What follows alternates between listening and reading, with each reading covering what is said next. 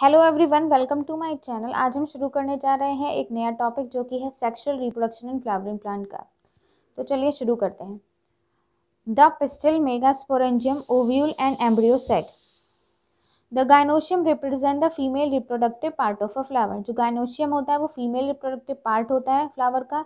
The gynoecium में consist of a single pistil called monocarpellary. अगर gynoecium में एक पिस्टिल हो, सिंगल पिस्टिल होता है तो मोनोकार्पेली बोलते हैं उसे।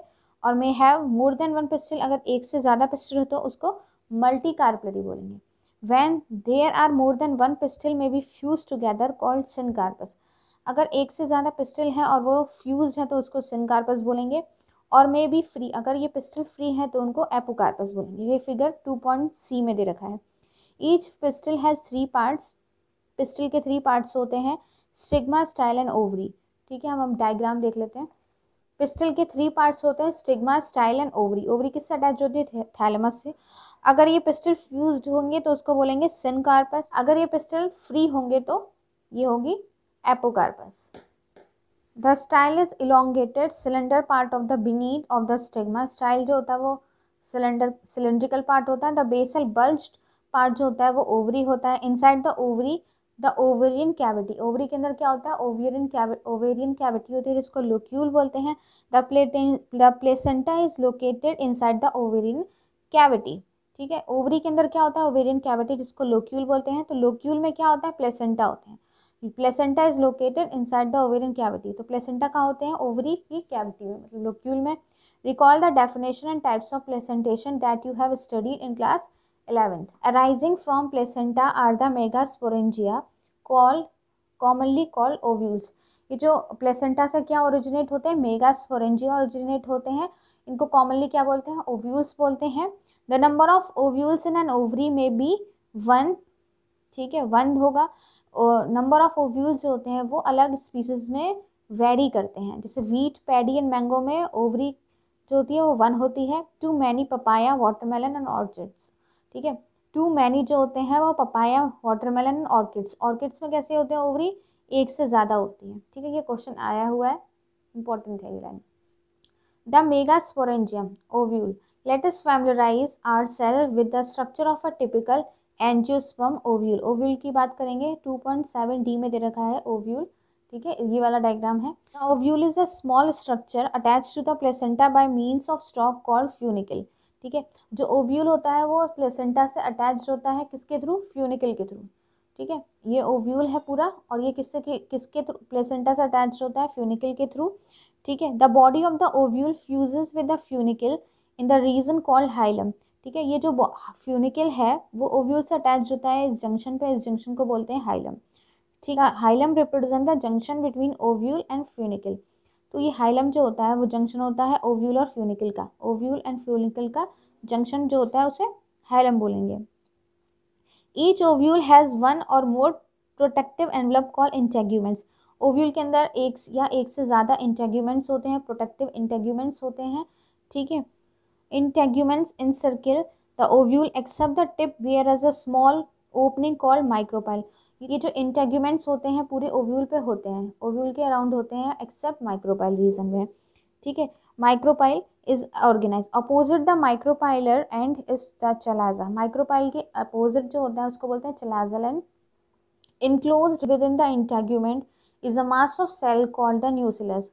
इंटेग्यूमेंट के अंदर एक सेल से बना न्यूसिलस होता है, मास ऑफ सेल होता है जिसको न्यूसिलस बोलते हैं। ये जो न्यूसिलस होता है इसमें रिजर्व फूड बहुत ज़्यादा होता है।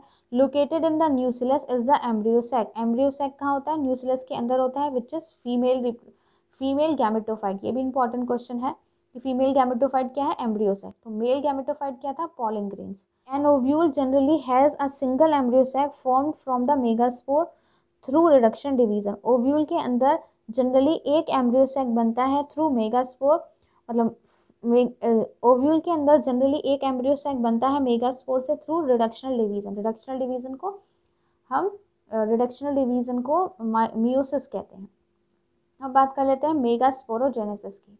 The process of formation of megaspore from megaspore mother cell is called megasporogenesis. अगर किसी भी वर्ड के आगे जेनेसिस लग जाए उसका मतलब है फॉर्मेशन, और लाइसिस लग जाए तो break down.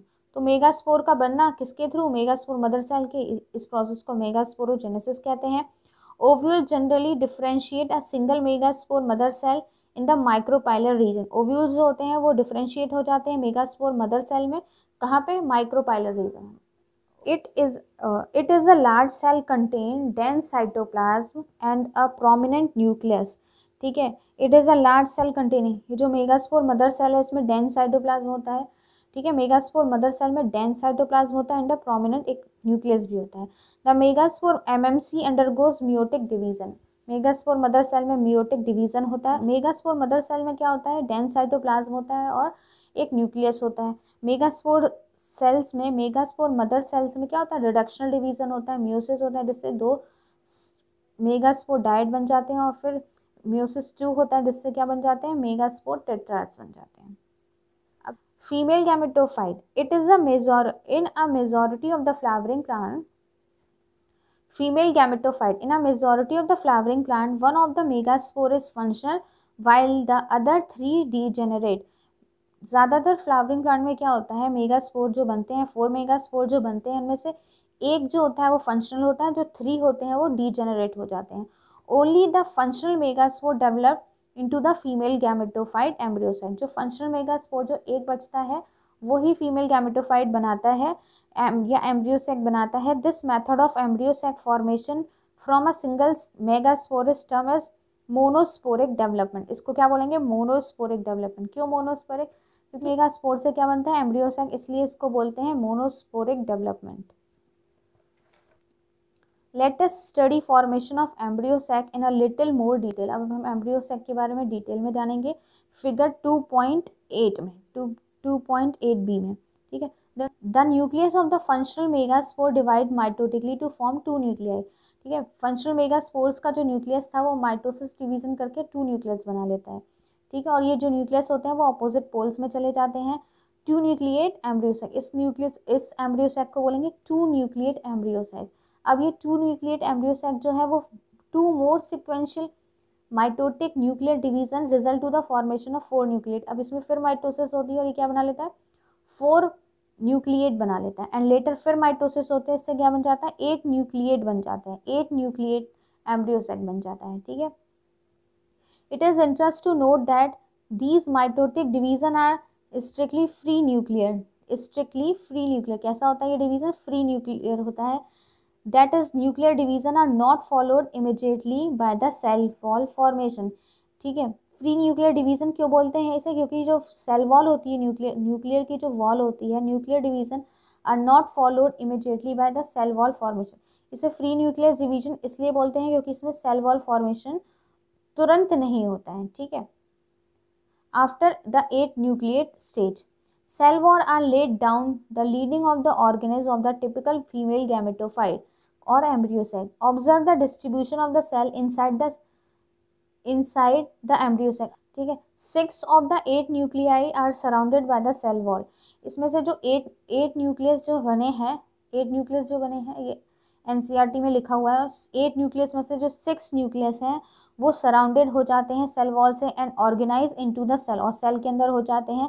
The remaining 2 nuclei are called polar nuclei. देखो ये जो 6 न्यूक्लियस हैं वो सेल वॉल से सराउंडेड हैं, ये जो 2 न्यूक्लियाई हैं वो फ्री रहते हैं, ठीक है। इनको बोलते हैं पोलर न्यूक्लियाई, ठीक है। पोलर न्यूक्लियाई कहते हैं कॉल्ड, ठीक है, are situated below the egg apparatus in the large central cell. और ये पोलर न्यूक्लियाई कहाँ पर होते हैं भाई, सेंट्रल सेल में होते हैं, ठीक है। There is a characteristic distribution of the cell within the embryosac। Embryo sac के अंदर एक डिवीजन होता है, कैरेक्टरिस्टिक डिवीजन होता है, ठीक है। ये जो 8 न्यूक्लियस बने थे इनमें से जो 3 न्यूक्लियस होते हैं वो माइक्रोपाइलर एंड की ओर आ जाते हैं, ठीक है, और एग एपरेटस बना लेते हैं। In the egg apparatus in turn consist of 2 synergid. Egg apparatus में से 2 जो न्यूक्लियस होते हैं वो सिनर्जिड्स बना लेते हैं, और 1 जो होता है 1 न्यूक्लियस वो एग एपरेटस बना लेता है, एग सेल बना लेता है। The synergids have special cellular thickening at the micropylar tip called filiform apparatus. इसके पास क्या होता है, सिनर्जिड्स के पास फिलीफॉर्म एपरेटस होता है, which play an important role in the guiding of the pollen tube into synergids. ये इसका फंक्शन, इसका काम होता है पॉलन ग्रेन को गाइड करना। 3 cells are at the chalazal end and called antipodals। ठीक है, 3 जो सेल्स होते हैं वो चलाजल एंड के पास होते हैं, इनको बोलते हैं एंटीपोडल। 3 ये 6 हो गए, 2 न्यूक्लियस बचे हैं। ठीक है, the large central cell as mention earlier has 2 polar nuclear. ये कैसे होते हैं? 2 पोलर न्यूक्लियर होते हैं, सेंट्रल सेल में होते हैं, इनको बोलते हैं polar nuclear. Thus the typical angiosperm embryo sac has at maturity though 8 nucleate is 7 cell. ठीक है, इसलिए इसको क्या बोलते हैं? 8 न्यूक्लिएट एंड 7 सेल बोलेंगे। न्यूक्लिएट एंड 7 सेल क्यों बोलेंगे? 1 2 3 4 5 6 7 8। न्यूक्लियस कितने हैं? 8। और सेल कितनी है? 1 2 3 4 5 6 और ये एक है सेल, सेंट्रल सेल में है, तो इसलिए बोलते हैं 8 न्यूक्लिएट एंड 7 सेल।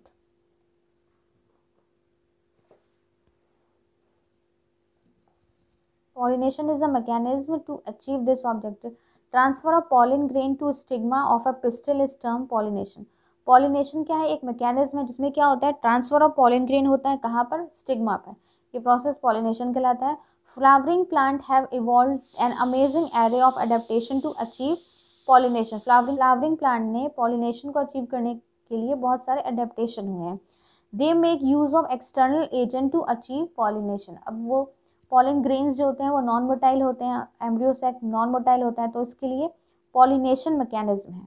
ठीक है, kinds of pollination depending the source of pollen, pollination can be divided into 3 types. Autogamy, in this type pollination is achieved with in the same flower. Autogamy किसमें होते हैं? ऐसे फ्लावर जिनमें pollination एक ही flower में हो रहा हो तो उसे ऑटोगेमी बोलेंगे। Transfer of pollen grain from the anther to the stigma of the same flower. अगर एक ही फ्लावर के अंदर स्टिग्मा पर अगर एक ही फ्लावर के अंदर पॉलन ग्रेन का ट्रांसफर हो रहा है स्टिग्मा पर, तो उसको ऑटोगेमी बोलेंगे। In a normal flower which opens and exposes the anther and stigma. ऐसे फ्लावर जिसमें एंथर और स्टिग्मा जो होते हैं वो ओपन होते हैं। Complete autogamy is rather rare. ठीक है, कंप्लीट ऑटोगेमी जो होते हैं वो रेयर होती है। ऑटोगेमी इन such flower require Synchrony. Autogamy के लिए ऐसे फ्लावर होने चाहिए सिंक्रोनी। सिंक्रोनी का मतलब जिसमें एंथर और स्टिग्मा जो होते हैं वो एक्सपोज्ड होते हैं। ठीक, the anther and stigma should lie too close each other so that the self pollination can occur. ठीक है, एंथर और स्टिग्मा एक्सपोज्ड होने के साथ क्या होने चाहिए? एक दूसरे के पास होने चाहिए, क्लोज होने चाहिए, जिससे सेल्फ पॉलिनेशन हो सके। Some plants such as viola, common pansy, oxalis and the commelina produce 2 types of flower. ठीक है, विच इज चेस्मोगेमस। सबसे पहले देख लेते हैं, ये जो एग्जाम्पल दे रखे हैं इनमें ऑटोगेमी देखने को मिलती है। चेस्मोगेमस फ्लावर्स क्या होते हैं? Chasmogamous flower which are the similar to flower of other species which expose anther and stigma. ठीक है, ऐसे फ्लावर जिसमें एंथर और स्टिग्मा एक्सपोज होते हैं इनको बोलते हैं chasmogamous flower. क्लेस्टोगेमस flowers which do not open at all. ऐसे फ्लावर जो कभी नहीं खुलते हैं इनको बोलते हैं क्लेस्टोगेमस फ्लावर। ठीक है, in such flower the anther and stigma lie close to each other. ठीक है, इसमें एंथर और स्टिग्मा जो होते हैं वो एक दूसरे के क्लोज रहते हैं। Anther डेहिस the flower bird. जब एंथर फ्लावर बर्ड से बाहर निकलता है तो क्या होता है? पॉलन ग्रेन जो होते हैं वो स्टिग्मा के कॉन्टैक्ट में हो जाते हैं। ठीक है, और पॉलिनेशन शो करते हैं। Thus cleistogamous flower are invariably autogamous as there is no chance of cross pollination. Cleistogamous flower जो होते हैं वो बंद ही रहेंगे। अब बंद रहेंगे तो उसमें ऑटोगेमी ही होंगे। ठीक है, और क्रॉस पॉलिनेशन होने के कोई चांसेस नहीं होते हैं। क्लेस्टोगेमस flowers produce assured seed sets even the absence of pollinator. क्लेस्टोगेमस flowers के लिए किसी पॉलिनेटर की ज़रूरत नहीं होती क्योंकि एंथर और स्टिग्मा एक दूसरे के क्लोज होते हैं। ठीक है, इनका डिसएडवांटेज भी होता है कुछ। और ठीक है, अब देख लेते हैं geitonogamy. Transfer of pollen grain from the anther to the stigma of another flower of the same plant. एक ही प्लांट में अगर 2 फ्लावर के बीच में ट्रांसफर हो रहा है पॉलन ग्रेन का तो उसे जीटनोगेमी बोलेंगे। ऑल्दो जीटनोगेमी फंक्शंस क्रॉस पॉलिनेशन, तो इसको हम क्या बोल सकते हैं? क्रॉस पॉलिनेशन बोल सकते हैं। ठीक है, इन्वॉल्विंग द पॉलिनेटिंग एजेंट। अब इसके लिए पॉलिनेटिंग एजेंट की जरूरत पड़ती है। Genetically it is similar to autogamy. Genetically क्या होगा? एक ही प्लांट के अंदर हो रहा है तो इसलिए इसको बोलेंगे genetically similar, but similar autogamy, but pollen grain कम जेनेटिकली कैसा होगा, ये ऑटोगेमी होगा, since the pollen grains come from the same plant. Transfer of pollen grain from anther to the stigma of a different plant, different plant में अगर transfer हो रहा है पॉलन ग्रेन्स का, this is only type of transfer of pollen grain का transfer through anther to the stigma of a different plant. अगर different plant में ही pollen grains का ट्रांसफर हो रहा है तो इसको बोलेंगे जीनोगेमी। तो ये कैसा होगा भाई, क्रॉस पॉलिनेशन होगा। This is the only type of pollination, ठीक है, which during pollination bring genetically different types of pollen grain to the stigma. ये जेनेटिकली कैसा होगा, जेनेटिकली भी ये डिफरेंट टाइप का होगा, ठीक है।